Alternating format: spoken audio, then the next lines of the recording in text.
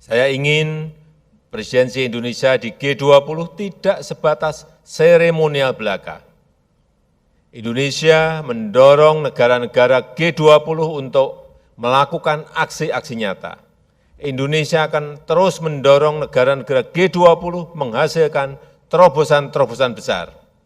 Indonesia akan terus mendorong negara-negara G20 membangun kolaborasi dan menggalang kekuatan untuk memastikan masyarakat dunia dapat merasakan dampak positif dari kerjasama ini.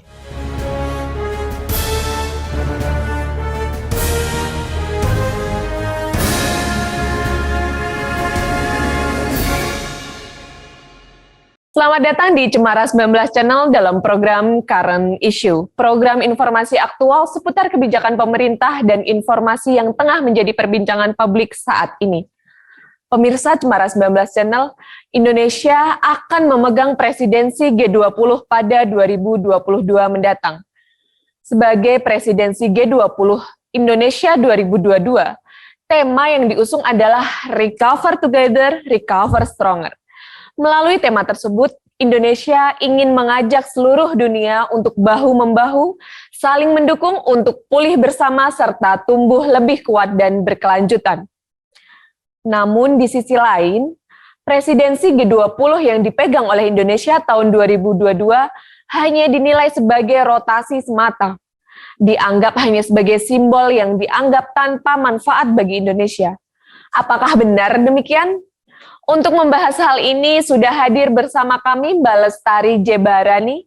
Mbak Tari, seorang founder dan eksekutif direktur Ide Ekonomi. Halo Mbak Tari, apa kabar? Halo Mbak, kabar baik. Iya, terima kasih sudah syukurlah. mengundang kembali di Cemara Channel. Hari ini kita bakal ngobrol banyak nih tentang G20, apa itu G20, kemudian manfaatnya untuk Indonesia apa, karena kan banyak nih publik itu belum mengetahui apa itu G20 dan mungkin masih sedikit asing di telinga masyarakat Indonesia apa itu G20 dan mengapa Indonesia yang dipilih menjadi presidensi G20 tahun 2002 mendatang. Nah, boleh nggak nih Mbak dijelasin G20 itu apa dan pentingnya presidensi G20 bagi Indonesia itu apa gitu?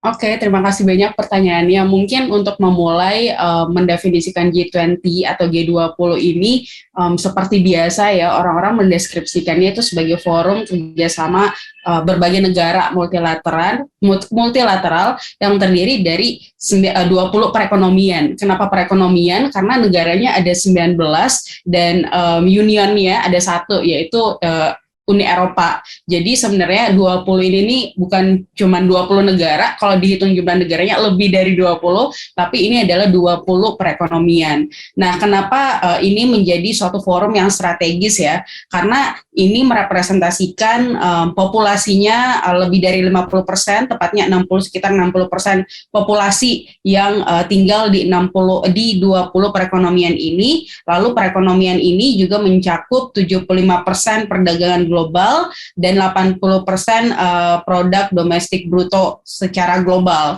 Nah, negaranya ada apa saja? Ini merupakan kombinasi dari negara maju dan juga negara berkembang.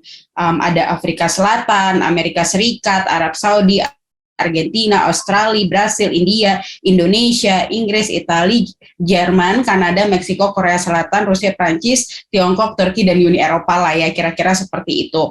Nah, tapi apa artinya? Maksudnya, ini sekian persen dari perekonomian global, dari populasi global. Tapi apa artinya sebenarnya? Kalau mungkin bisa dibilang G20 ini bisa dilihat sebagai aset internasional ya. Jadi dalam artian ini bisa mendukung tatanan internasional yang berbasis pada aturan dan juga trust atau kepercayaan dan juga kepastian politik. Akan berbagai macam negara ya di dalamnya yang menopang kemakmuran atau kesejahteraan dan keamanan ekonominya.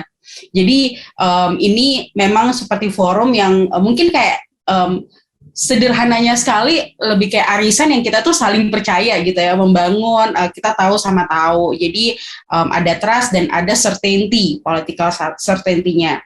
Nah, di dalam G20 ini juga mengapa bisa dibilang dia sebagai aset internasional karena dia menyediakan kerangka kerja untuk mengimplementasikan berbagai macam agenda ekonomi secara bersama-sama ya melalui kerjasama dan juga pada prinsip perekonomian yang terbuka. Kalau misalnya dia perekonomian tertutup kan nggak bisa ada kerjasama ya. Jadi itu kira-kira mungkin sekilas tentang G20-nya. Nah, apa itu G20? Lalu kalau misalnya dibilang mungkin ini satu forum yang omong-omong doang nih G20 ya, mungkin ajang pamer-pameran, mungkin ekstrimnya pandangannya seperti itu. Tapi mungkin yang perlu kita ketahui juga bahwa peran G20 ini dalam menjawab atau mengatasi tantangan global itu juga sudah ada ya, maksudnya dari sekian tahun terbentuknya itu sudah ada berbagai prakarsa nyata. Ada beberapa bidang sebenarnya yang mungkin bisa kita lihat peranan dari G20 ini. Pertama tentu dari penanganan krisis. Mungkin yang sudah banyak diketahui juga bagaimana G20 ini berperan dalam krisis ekonomi global 2008-2009 ya. Ada berbagai macam inisiatif termasuk stabilisasi dan reformasi sektor keuangan dan dalam mengkoordinasikan stimulus ekonomi global. Terus yang baru-baru ini juga di krisis pandemi COVID-19 ada inisiatif yang dibuat oleh G20 itu G20 Action Plan ya. Dan juga sebenarnya peran-peran dari prakarsa nyata G20 dalam menangani tantangan global itu juga dilihat dari arsitektur keuangan internasional. Jadi G20 sudah ada inisiatif dalam peningkatan jaring pengamanan keuangan internasional. Jadi saling koordinasi nih kebijakan tiap-tiap negara dan juga di perdagangan internasional di presidensi Arab Saudi ya yang lalu itu ada yang namanya Riyadh Initiative yang salah satunya untuk mendorong reformasi WTO World Trade Organization. Ini kenapa WTO itu penting karena reformasi ini bisa menjadi salah satu cara untuk mungkin bahasa sederhananya meredakan tensi perang dagang ya antara negara-negara gitu. Jadi itu juga G20 kontribusi dalam menangani tantangan global dalam hal perdagangan internasional. Lalu ada juga yang lainnya termasuk di dalamnya pengembangan infrastruktur, terus perpajakan internasional. Kalau misalnya yang banyak dibahas juga kan itu pertukaran informasi secara otomatis ya antar negara-negara biar koordinasi pajaknya secara global juga lebih baik dan juga prakarsa nyata G20 ini di dalam penguatan global partnership. Salah satu yang mungkin juga berkesan ya itu adalah Compact with Africa. Itu beberapa tahun lalu saya agak lupa itu di presidensi yang mana, tapi di situ juga G20 membantu Afrika mengejar tahapan pembangunannya kira-kira gitu. Jadi kalau menurut saya it's more than just forum ngomong-ngomong, tapi dari pertemuan berbagai negara itu juga ada prakarsa yang coba diwujudkan translasikan dalam berbagai inisiatif dalam menjawab tantangan-tantangan global gitu Mbak. We will do everything in our power to heal the earth.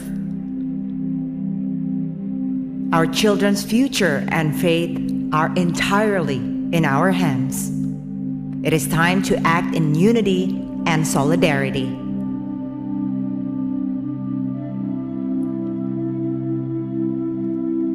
We will recover together. We will recover stronger.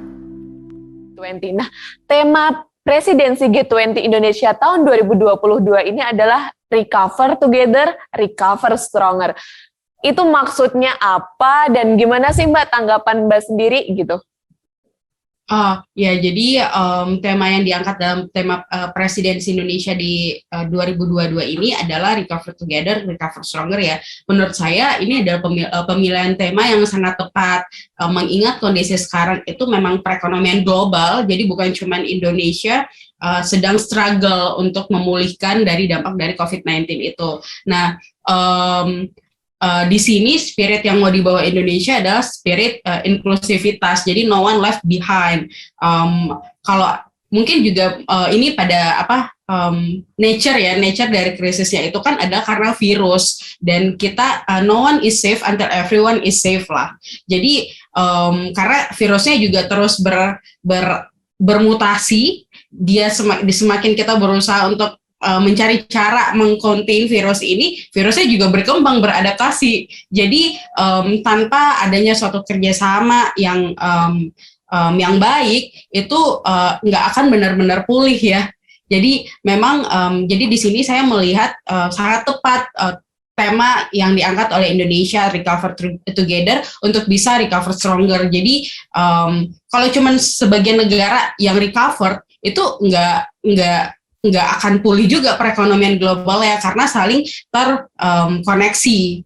Jadi memang harus sama-sama dan untuk bisa semakin kuat. Nah, ini juga nanti akan diterjemahkan ke dalam berbagai macam agenda yang dibawa Indonesia, yang memang akan banyak membahas mengenai agenda-agenda pemulihan ya. Mulai itu dari koordinasi pemulihan ekonomi dan juga scaring effect atau dampak yang mungkin nggak kelihatan tapi itu menyebabkan luka, misalnya di pendidikan ataupun di labor market, di tenaga kerjanya, bagaimana mengatasi ya scaring effect ini, mengkoordinasikannya secara global. Terus mungkin juga yang menarik ya, kalau menurut saya pribadi, kalau misalnya kita lihat tuh logo presidensi G20 Indonesia ada dominasi warna biru sama merah, sebenarnya ada merah putih, itu tentu turunan dari warna bendera merah putih Indonesia ya. Tapi ada motif semacam gunungan dan juga orang-orang menyebutnya kaung ya. Ini sebenarnya artinya kalau gunungan itu katanya menggambarkan peranan aktif Indonesia dalam membawa dunia memasuki pemulihan pasca pandemi. Jadi momentumnya memang ada dan artinya juga sangat filosofis, yang kita harapkan sebenarnya setelah ini itu benar-benar bisa ditranslasikan ke dalam berbagai agenda dan juga kegiatannya. Dan kaung itu melambangkan kesempurnaan, keadilan dan keperkasaan. Jadi kalau saya melihatnya ini sebagai bentuk leadership ya, di dalam episode di channel Cemara Channel juga sebelumnya, yang lagi-lagi saya tekankan adalah presidensi ini adalah leadershipnya Indonesia ya. Ini momentum banget sih untuk mengkoordinasikan pemulihan gitu. Berarti sudah sangat tepat ya Mbak ketika Indonesia memilih tema Recover Together, Recover Stronger, karena kondisi kita saat ini juga dunia sedang menghadapi pandemi global, virus COVID-19 yang sangat mematikan, baik mematikan secara manusianya juga terancam, dan juga stabilitas ekonomi juga hampir di seluruh dunia mengalami penurunan yang sangat drastis begitu. Nah, tapi nih Mbak, ternyata di berbagai macam sosial media yang ada pembahasan bahwa presidensi G20 Indonesia tahun 2022 ini dianggap hanya sebagai rotasi semata nih. Padahal kan kepercayaan untuk memegang presidensi G20 juga berarti kepercayaan terhadap kemampuan Indonesia dalam memulihkan diri dari pandemi. Nah, tadi Mbak Tari juga sudah menyinggung bahwasanya Indonesia ini menjadi sebuah momentum atau leadership di dalam pemulihan ekonomi global.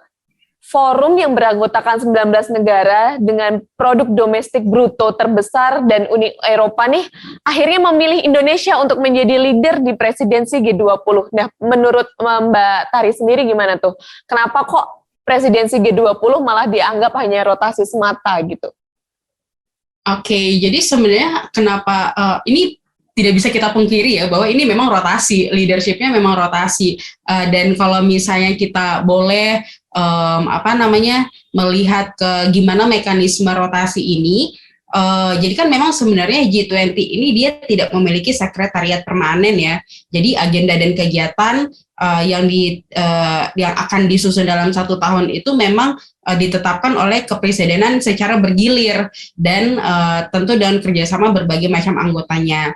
Nah, untuk memastikan ada kesinambungan di dalam G20 ini, ada yang namanya Troika, dan Indonesia itu sudah terlibat di dalam Troika tahun lalu ya. Jadi kan Troika itu adalah pemimpin sebelumnya. Isinya ada 3, pemimpin sebelumnya, terus pemimpin yang sekarang, sama pemimpin yang di tahun berikutnya, ada 3. Jadi karena Indonesia sudah ditetapkan untuk presidensi 2022, itu kan di G20 di Arab Saudi ya. Nah, jadi sejak presidensi Italia kemarin, Indonesia sudah masuk di dalam Troika. Itu sebenarnya tujuannya karena memang G20 tidak memiliki sekretariat permanen, dan untuk memastikan kesinambungan dalam agendanya. Karena tentu kita tidak bisa pungkiri ya bahwa G20 ini kan tadi sudah dijelaskan perannya strategis, tapi itu juga bukan sesuatu yang bisa kita konkretkan dalam waktu 1 tahun. Jadi memang dalam berbagai macam isu itu tuh butuh waktu yang lebih lama, sehingga kesinambungan di dalam G20 itu penting.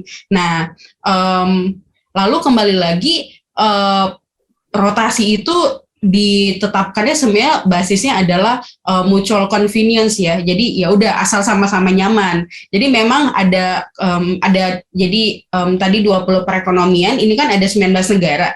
19 negara ini tuh dibagi ke dalam 5 kelompok.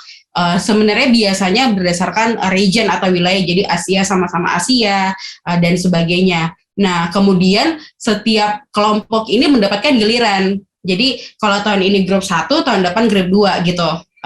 Lalu tiba di dalam sebenarnya ini gilirannya 2022 itu sebelumnya diagendakan untuk India.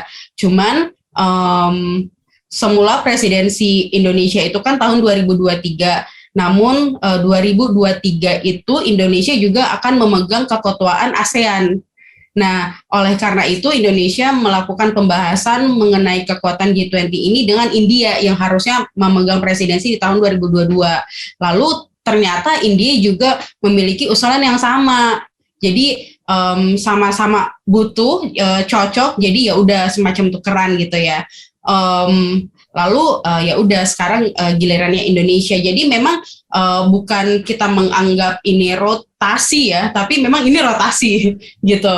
Cuman menurut saya ada hal yang lebih penting dari sekedar memperdebatkan oh ini cuma rotasi jadi nggak penting. Itu yang perlu ditekankan juga adalah fokus pada dalam presidensi ini kontribusi apa yang bisa Indonesia berikan untuk pemulihan global ya. Karena berarti pada kesempatan kali ini Indonesia punya channel melalui kepemimpinan di G20 itu. Dan lagi-lagi peran dan tanggung jawab Indonesia di masa presidensi ini adalah mungkin bahasa kerennya mengorkestrasi agenda dan juga kegiatannya. Jadi Indonesia bisa mendorong apa saja yang bisa menjadi prioritas, termasuk diantaranya adalah yang terkait dengan pemulihan ekonomi. Nah, kalau misalnya dalam presidensi Indonesia ini berhasil mencapai konsensus, ini tentu dorongan dari 20 perekonomian terbesar bisa menjadi semacam pengungkit untuk menyukseskan berbagai agenda ini dicapai secara global. Itu sih menurut saya. Jadi yang perlu ditekankan daripada kita sibuk mikir, oh ini rotasi, jadi nggak penting gitu. Tapi kita benar-benar sebaiknya kita dapat kesempatan ini, kita harus cari mendorong untuk keterlibatan aktif Indonesia di dalam pemulihan global gitu. Oke, terima kasih banyak Mbak. Penjelasannya sangat lugas dan jelas bahwasanya meskipun ini sebenarnya memang tidak memungkiri bahwa presidensi G20 adalah sebuah rotasi, tetapi ini adalah momentum kita untuk menjadi leader dalam pemulihan ekonomi global. Tadi kan sempat disinggung nih Mbak bahwa dalam 1 tahun ini menuju 2022 ini nggak bisa dong kita mengkonkretkan isu itu hanya dalam setahun, apalagi 2022 itu bisa jadi dalam hitungan hari lagi gitu. Udah nggak hitungan 2 bulan, 3 bulan, tapi hitungan hari lagi. Nah, gimana nih kesiapan Indonesia untuk menjadi presidensi G20 pada tahun 2022 dan isu atau kepentingan apa yang akan dibawa Indonesia pada forum tersebut dan sebenarnya apa sih manfaat dan keuntungan bagi Indonesia itu sendiri gitu Mbak? Bisa dijelaskan? Jadi kalau misalnya persiapan Indonesia itu tentu bukan baru mulai 2022 ya, tapi udah jauh. Bahkan yang tadi saya sebutkan Indonesia sudah menjadi bagian dari Troika. Jadi cukup ada mulai dari transfer knowledge, terus juga koordinasi dengan kepemimpinan sebelumnya. Dan di Indonesia sendiri juga ada yang namanya Panitia Nasional Penyelenggaraan Presidensi G20. Jadi dan itu sudah dimulai dari tahun ini ya.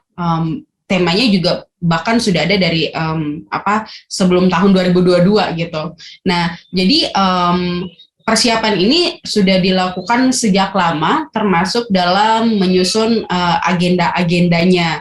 Kalau di Indonesia sendiri, setahu saya, yang paling pertama akan diupayakan adalah mengangkat fokus pada penanganan isu-isu global yang terkini yang masih terkait sama pemulihan ekonomi. Misalnya jadi kan di G20 itu ada 2 bidang ya, ada 2 track ya. Yang satu adalah finance track, jadi ini memang isu-isu yang terkait keuangan dan moneter. Terus yang kedua adalah Sherpa track, ini adalah isu-isu non keuangan. Nah, kita bisa melihat bahwa fokus pada penanganan isu global terkini dan pemulihan ekonomi ini juga sangat tercermin dari misalnya di finance track itu agenda prioritasnya salah satunya tentang exit policy untuk mendorong pemulihan. Jadi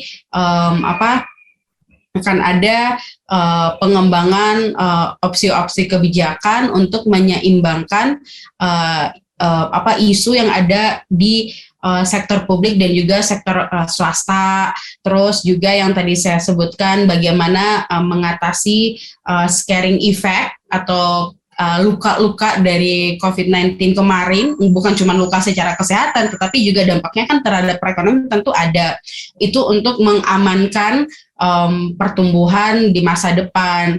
Terus ada juga karena sekarang digitalisasi ya, central bank digital currency, mata uang bank sentral digital itu juga menjadi topik. Lalu pembayaran lintas batas. Jadi memang isu-isu yang diangkat Indonesia itu juga masih fokus pada penanganan isu-isu global terkini.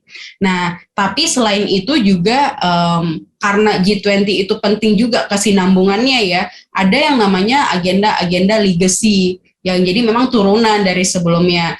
Yang perlu dijaga dan juga dilanjutkan.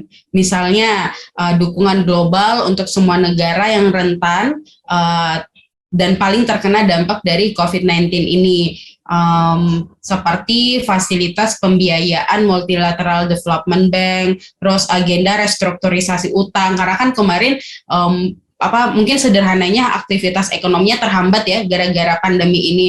Lalu ada stimulusnya itu dibiayai dari mana? Utang, termasuk utang luar negeri. Jadi sementara proses pemulihannya itu beda-beda karena mungkin juga vaksinnya juga beda-beda kan setiap negara. Jadi yang membuat mereka terhambat dalam kemampuan dalam membayar utang. Jadi koordinasi di tataran global mengenai agenda restrukturisasi utang juga ini masih dilanjutkan. Lalu ini agenda yang termasuk dalam agenda legacy juga adalah penguatan regulasi keuangan dalam rangka mengembangkan sistem keuangan digital. Kita selalu bicara tentang dampak inovasi digital ya. Tapi di sini juga nggak hanya berfokus pada manfaat inovasinya, tetapi juga potensi resiko yang munculnya ini apa saja, yang itu juga menjadi diskusi di dalam G20-nya. Itu kira-kira mengenai isu yang dibawa Indonesia di dalam forum tersebut, Mbak. Oke, terima kasih Mbak Tari. Berarti Indonesia sudah sangat progresif nih dalam memandang isu apa yang akan dibawa di presidensi G20 nanti. Nah, tadi kan Mbak Tari sempat menyebutkan ada yang namanya finance track, kemudian Sherpa track. Itu kan beberapa jenis pertemuan yang ada di G20 itu. Nah, apa aja sih pertemuan yang ada di G20 itu, Mbak? Misalnya setahu saya ada konferensi tingkat tinggi atau summit, kemudian ya tadi yang seperti yang disebutkan oleh Mbak Tari, ada finance track, kemudian Sherpa track. Nah, boleh nggak Mbak disebutkan apa aja jenisnya dan seperti apa pertemuan-pertemuan tersebut?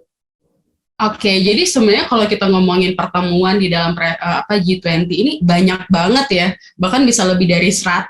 Angka pastinya saya kurang tahu karena ada yang menyebutkan 120, 130, dan 150 juga ada. Terakhir kalau nggak salah Bu Sri Mulyani bilang 150 pertemuan. Nah, tapi intinya mungkin yang banyak diliput oleh media itu kan setelah semuanya selesai ya, menjelang akhir tahun Oktober atau November itu konferensi tingkat tingginya. Namun sebenarnya sebelum sampai ke situ ada banyak pertemuan sebelum itu.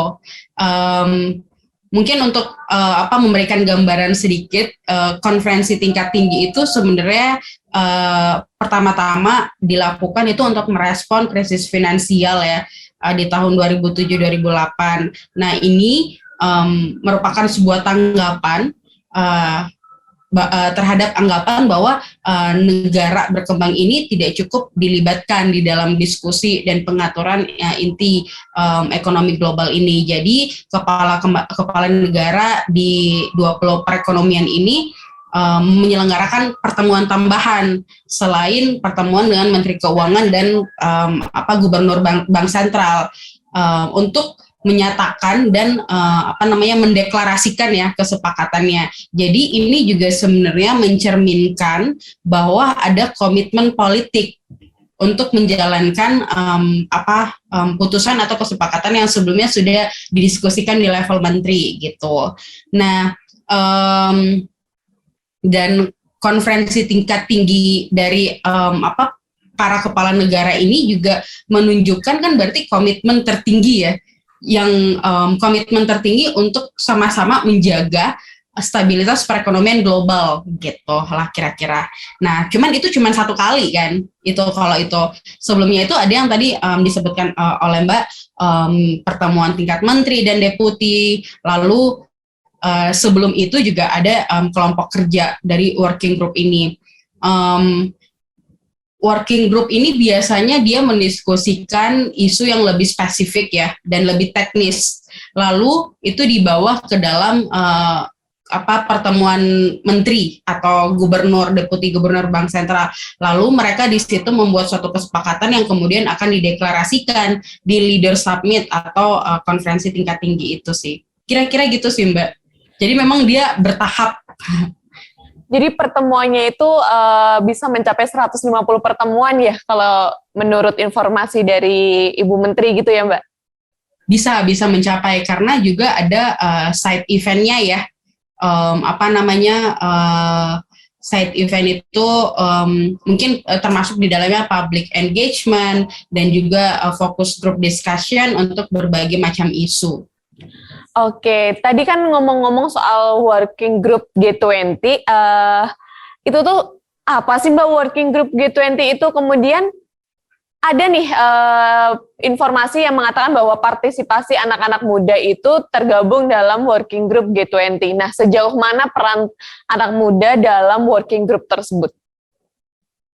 Ya, jadi working group G20 itu yang tadi ya, banyak membahas mengenai isu-isu teknisnya. Dan kalau di presidensi Indonesia nanti ada sekitar berapa nih? 12 working group ya, dan di dalamnya ada soal pembangunan, pendidikan bersama jadi di working group ini ada semacam mother institution-nya atau institusi pengampu. Jadi ada dinaungi lah untuk setiap working group ini, misalnya working group pembangunan bersama Bappenas, pendidikan bersama Kemendikbud dan lain-lain. Nah, di sini kalau ditanya soal peran pemuda, sebenarnya saya kurang tahu persis ya, dan saya kurang yakin sejauh mana mereka bisa berperan. Cuman yang mungkin yang dimaksud adalah melalui salah satu cross-cutting issue yang banyak dibahas. Jadi di dalam presidensi Indonesia ini memang ada 5 cross-cutting issue ya yang dibahas, mulai dari human capital hingga pemberdayaan pemuda dan perempuan. Jadi perannya mungkin menjadi salah satu topik yang dibahas. Cuman kalau misalnya kita bicara soal partisipasi anak muda, yang saya ketahui adalah ini akan lebih banyak tertuang melalui engagement group. Jadi ada namanya working group, tapi ada juga namanya engagement group. Engagement group ini mungkin lebih bisa disebutkan lebih seperti kayak komunitas gitu ya, untuk public outreach gitu. Salah satu engagement group di dalam G20 adalah Y20 atau Youth 20. Nah, di sini anak-anak muda juga ya representatifnya mendiskusikan dan memberikan rekomendasi kebijakan untuk G20 tentang hal-hal yang menjadi perhatian mereka. Misalnya apa? The future of work. Nanti semakin pesatnya digitalisasi, gimana nih anak muda bisa beradaptasi dengan kemajuan atau evolusi di lingkungan kerja, dan juga peran pemuda di dalam politik. Apakah perlu ada tingkat partisipasi minimalnya misalnya 30% atau 50%, itu juga yang menjadi perhatian mereka di dalam Y20. Itu sih kira-kira ya, Mbak. Oke, Mbak. Kalau sekarang nih aku pengen tanya untuk yang terakhir, harapan Mbak Tari bagi masyarakat, khususnya juga anak-anak muda untuk turut serta dalam menyukseskan G20 pada tahun 2022 ini apa sih, Mbak? Ya, tentu saya sangat berharap berbagai lapisan dari masyarakat ini turut menyukseskan ya presidensi Indonesia di dalam G20 tahun 2022 nanti lewat berbagai platformnya masing-masing. Meskipun memang kita sebagai anak muda ada engagement group yang bernama Y20 tadi, yang memang dia fokus ke youth, tapi juga mungkin yang perlu diketahui adalah anak muda bisa juga berpartisipasi dengan menuangkan pemikiran, gagasannya untuk berbagai isu global melalui forum atau engagement group T20. T20 itu merupakan think tank 20. Nah, ini kebetulan saya juga bagian dari CSIS yang merupakan host bersama LPM FEB UI ya untuk think tank 20 ini. Di sini juga anak muda yang mungkin tertarik pada riset dan juga kajian dan punya pemikiran untuk berbagai isu global. Dalam waktu dekat ini kita juga akan mengeluarkan call for policy brief. Jadi periset-periset muda itu bisa menyumbangkan pikirannya mengenai isu yang menarik perhatian mereka, yang dekat dengan hati mereka, seputar kesehatan, pembangunan berkelanjutan, lingkungan, investasi dan perdagangan, dan lain-lain. Itu juga bisa dituangkan di dalam call for policy brief nanti. Jadi intinya kita mungkin bisa dengan peran kita masing-masing lah mensukseskan presidensi Indonesia 2022. Oke, jadi presidensi G20 pada tahun 2022 ini nanti adalah sebuah momentum kita untuk menjadi leader nih dalam pemulihan ekonomi, khususnya ekonomi global. Oleh karena itu Indonesia mengangkat tema Recover Together, Recover Stronger, begitu ya Mbak? Terima kasih sebelumnya kepada Mbak Lestari Jebarani atas kesediaannya dalam program Current Issue kali ini. Semoga publik mendapatkan informasi yang jelas dan bermanfaat, khususnya tentang Indonesia sebagai presidensi G20 tahun 2022. Saya Lisa Elvena dari Studio Cemara 19 Channel. Jangan lupa subscribe, like, komen, dan share YouTube Cemara 19 Channel. Cemara 19 Channel hanya untuk orang-orang yang ingin maju dan hidup damai.